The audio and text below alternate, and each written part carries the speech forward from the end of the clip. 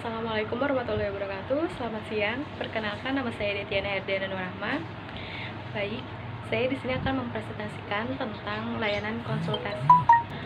Layanan konsultasi adalah proses membantu klien melalui pihak ketiga atau membantu sistem memperbaiki layanan terhadap klien mereka. Layanan konsultasi biasa juga disebut sebagai proses penjangkauan karena konselor berfungsi sebagai anggota tim untuk membantu klien atau individu. Selanjutnya ada tujuan umum dan tujuan khusus. Tujuan umum itu ada bertujuan agar konsultasi dengan kemampuannya sendiri dapat menangani kondisi atau permasalahan yang dialami pihak ketiga. Lalu tujuan khususnya itu berfungsi pengentasan atau mengentaskan masalah yang dialami pihak ketiga. Selanjutnya itu ada komponen. Komponen itu terdiri dari konselor, konsulti, dan pihak ketiga. Konselor adalah tenaga ahli konseling yang memiliki kewenangan melalui pelayanan konseling pada bidang tugas pekerjaannya. Selanjutnya itu ada konsulti. Konsulti adalah individu yang meminta bantuan kepada konselor agar dirinya mampu menangani kondisi atau permasalahan pihak ketiga yang setidaknya sebagian dari tanggung jawabnya. Lalu yang terakhir itu ada pihak ketiga. Pihak ketiga adalah individu yang kondisi atau permasalahannya dipersoalkan oleh konsulti. Nah, selanjutnya ada kaitan antara konsulti dan pihak ketiga. Konsulti itu terdiri dari guru, orang tua, kepala sekolah. Terus pihak ketiga itu ada siswa dan guru. Nah, permasalahan pihak ketiga itu misalnya siswa bermasalah dalam belajar, hubungan guru dengan siswa disiplin atau enggaknya. Terus yang anak itu terhadap orang tua permasalahannya kayak kebiasaan makan, tidur, belajar di rumah, membantu mengerjakan kegiatan rumah tangga, dan lain sebagainya. Lalu permasalahan pihak ketiga antara kepala sekolah dengan guru itu masalah disiplin kerja guru, promosi guru, dan lain sebagainya. Terus permasalahan pihak ketiga siswa dengan kepala sekolah itu antara kayak siswanya bermasalah di luar sekolah kayak tawuran, narkoba, disiplin, dan lain sebagainya. Selanjutnya itu ada asas. Nah, di dalam asas itu terdiri dari yang pertama etika dasar konseling, yang kedua kemandirian, terus yang ketiga itu asas-asas lainnya. Nah, yang pertama itu ada etika dasar konseling. Di sini itu ada 3 etika dasar konseling. Yang pertama kerahasiaan, kesukarelaan, dan keputusan yang diambil klien. Nah, ketiga etika itu terkait langsung dengan asas-asas konseling. Kerahasiaan konsulti dan pihak ketiga, hal-hal yang menyangkut diri dan masalahnya mereka dirahasiakan dengan ketat oleh konsultan atau konselor dengan jaminan untuk terjaganya rahasia konsulti dan pihak ketiga itu. Konsulti diharapkan bersikap sukarela datang sendiri kepada konselor untuk menangani konsultasi. Lalu yang kedua itu ada kemandirian klien diharapkan mencapai tahapan-tahapan kemandirian berikut. Yang pertama, memahami dan menerima diri sendiri secara positif. Nah, melalui analisis dan diskusi yang diselenggarakan dalam proses konsultasi atau konseling, tahap ini dapat dicapai. Lalu yang kedua, memahami dan menerima lingkungan secara objektif, positif, dan dinamis, yaitu melalui analisis dan diskusi yang terselenggara dalam proses konsultasi atau konseling. Tahap ini dapat dicapai dalam konsultasi, termasuk unsur lingkungan adalah pihak ketiga dan permasalahan serta hal-hal yang terkait di dalamnya. Yang ketiga, mengambil keputusan secara positif dan tepat, yaitu melalui analisis dan diskusi lebih lanjut setelah mencapai kedua tahap di atas, khususnya berkenaan dengan masalah yang dibahas dalam konsultasi atau konseling.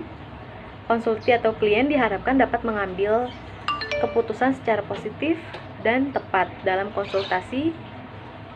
Keputusan yang dimaksud adalah apa yang hendak dilakukan konsulti terhadap pihak ketiga dengan permasalahannya itu. Lalu ada mengarah diri sesuai dengan keputusan yang diambil. Melalui analisis dan diskusi terhadap keputusan yang diambil klien atau konsulti, selanjutnya diharapkan mampu melaksanakan keputusan itu. Keputusan itu dilaksanakan dengan penuh tanggung jawab dan berani menerima resiko atas dilaksanakannya keputusan itu. Yang terakhir itu ada mewujudkan diri sendiri. Tahap ini merupakan tahap lanjut manakala konsulti atau klien telah benar-benar mampu berdiri sendiri tanpa bantuan pihak lain, mengatasi permasalahan yang dihadapi, memenuhi kebutuhan yang dihendaki, serta mengembangkan diri ke arah yang dikehendaki. Lalu selanjutnya ada asas-asas lainnya yang terdiri dari asas kegiatan, asas kekinian, asas kedinamisan, asas keterpaduan, asas kenormatifan keahlian, asas ahli tangan, dan tuturi handayani. Lalu selanjutnya ada pendekatan, strategi, dan teknik. Yang pertama itu pendekatan. Nah, pendekatan itu terdiri dari wawasan, pengetahuan, keterampilan, nilai, dan sikap. Wawasan, konsulti perlu memiliki wawasan secara umum tentang pihak ketiga, meliputi diri pihak ketiga itu sendiri, permasalahannya, lingkungannya, dan hal-hal lain yang terkait dengan di dalamnya. Lalu ada pengetahuan. Konsulti perlu memiliki pengetahuan yang cukup, memadai tentang hal-hal yang spesifik berkenaan dengan kaitannya antara diri pihak ketiga, lingkungan, dan permasalahan. Lalu selanjutnya itu ada keterampilan. Untuk menangani permasalahan pihak ketiga, konsulti memerlukan sejumlah keterampilan.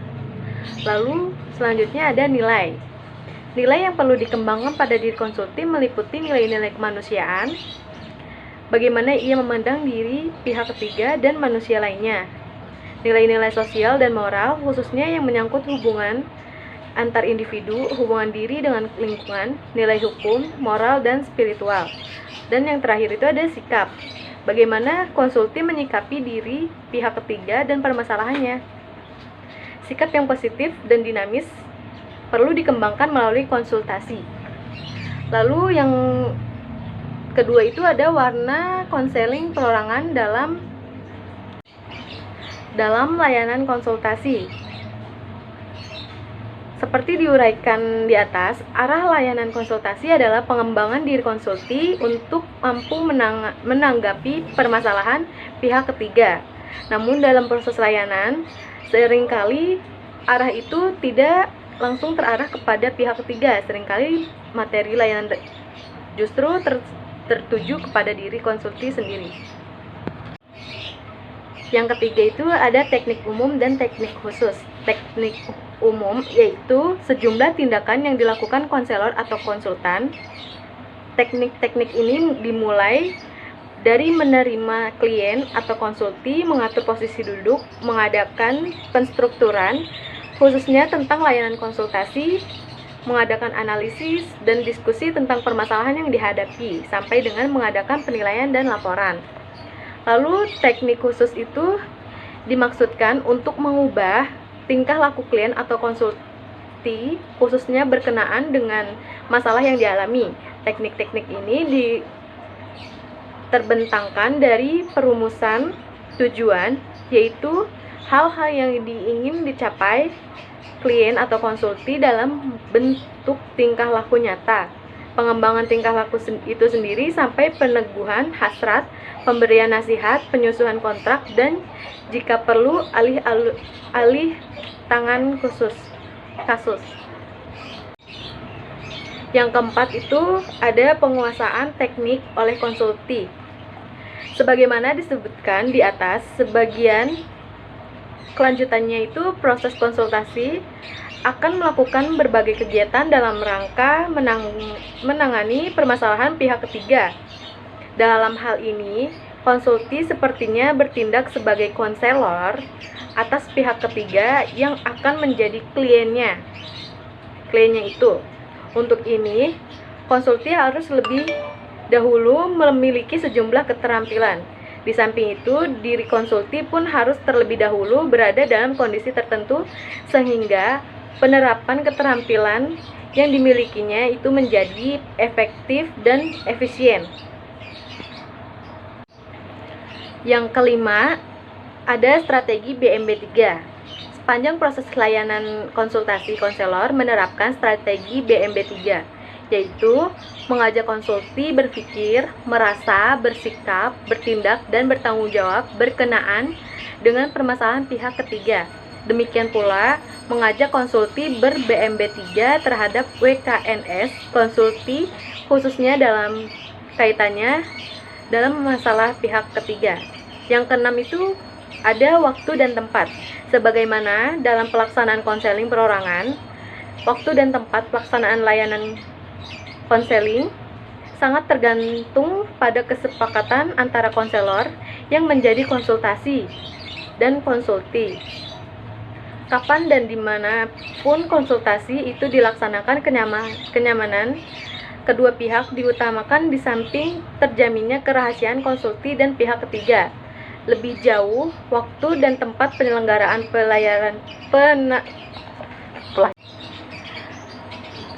penyelenggaraan pelayanan antara konsulti dan pihak ketiga juga atas kesepakatan demi kenyamanan dan jaminan atas asas-asas konseling. Yang ketujuh, ada keterkaitan jenis layanan. Tampaknya layanan KSI tidak hanya dapat diwarnai oleh konseling perorangan, melainkan dapat diawali dengan atau bahwa bergeser menjadi konseling perorangan. Pelaksanaan konsultasi dapat berlangsung 1 kali atau lebih. Di antara 2 atau lebih pelaksanaan konsultasi, apalagi dalam konsultasi berkelanjutan, dapat dilaksanakan kegiatan pendukung seperti aplikasi instrumen, kunjungan rumah, atau bahkan konseling perorangan terhadap konsulti. Yang kedua itu ada keterkaitan kegiatan pendukung. Dalam pelayanan konseling dikenal 6 jenis kegiatan pendukung, yaitu aplikasi instrumentasi, himpunan data, konferensi kasus, kunjungan rumah, tampilan kepustakaan, dan alih tangan kasus. Masing-masing kegiatan pendukung itu dapat melaksanakan dan hasil-hasilnya dapat dimanfaatkan dan bahkan dapat diintegrasikan dalam kegiatan konsultasi antara konsultan atau konselor dengan konsulti, dan bahkan dapat diintegrasikan dalam kegiatan konsultasi antara konsultan atau konselor dengan konsulti, serta dalam penanganan konsulti terhadap pihak ketiga. Selanjutnya itu ada operasionalisasi layanan konsultasi. Nah, itu langkah-langkahnya. Yang pertama, perencanaan dan perorganisasian. Satlan yang lengkap dan komprehensif seringkali menunggu setelah konselor mengidentifikasi konsulti dengan pihak ketiga serta garis besar permasalahan. Sesudah kedua hal itu dilakukan, konselor mengatur pertemuan melalui menetapkan fasilitas layanan dan menyiapkan kelengkapan administrasi. Yang kedua itu ada pelaksanaan. Kegiatan utama layanan konsultasi ialah menerima konsultasi, menyelenggarakan penstrukturan konsultasi, dan membahas masalah yang dibawa konsulti berkenaan dengan pihak ketiga. Kegiatan utama berikut adalah mendorong dan melatih konsulti untuk mampu menangani masalah yang dialami pihak ketiga dan memanfaatkan sumber-sumber yang ada melalui strategi BMB3. Konselor membina komitmen konsulti untuk menangani masalah pihak ketiga dengan pendekatan dan cara-cara konseling. Lalu yang ketiga itu ada penilaian. Penilaian untuk layanan konsultasi agak berbeda dari penilaian untuk layanan konseling perorangan. Yang pertama, penilaian segera, yaitu fokus. Yang ketiga itu ada penilaian. Penilaian untuk layanan konsultasi agak berbeda dari penilaian untuk layanan konseling perorangan. Nah, yang pertama itu penilaian segera. Fokus dalam layanan konsultasi terpusat pada kondisi diri konsulti berkenaan dengan kelima ranah AKURS di atas. Yang kedua, itu ada penilaian jangka pendek. Fokus Leijapen dipusatkan pada bagaimana konsulti melaksanakan hasil konsultasi, terutama respon antara dampak awal dari tindakan konsulti terhadap pihak ketiga sudah dapat menjadi bagian dari sasaran Leijapen. Yang ketiga itu penilaian jangka panjang. Sasaran utama Leijapang ialah perubahan yang terjadi pada diri pihak ketiga, khususnya berkenaan dengan permasalahan yang sejak awalnya dibawa oleh konsulti dalam berkonsultasi dengan konsultan. Selanjutnya itu yang keempat, ada tindak lanjut dan laporan. Hasil akan sangat berguna untuk mempertimbangkan upaya tindak lanjut berkenaan dengan penanganan permasalahan pihak ketiga. Lebih jauh, hasil seluruh penilaian itu akan menjadi bahan analisis dan diskusi pada kesempatan konsultasi berikutnya berkelanjutan. Laporan berupa LAPELPROG atau laporan pelaksanaan program memuat keseluruhan aspek kegiatan layanan konselor terhadap konsulti dan kegiatan pelayanan oleh konsulti kepada pihak ketiga. LAPELPROG ini dapat disampaikan kepada pihak terkait, misalnya kepada konsulti. Sekian dari saya, kurang lebihnya mohon maaf. Wassalamualaikum warahmatullahi wabarakatuh.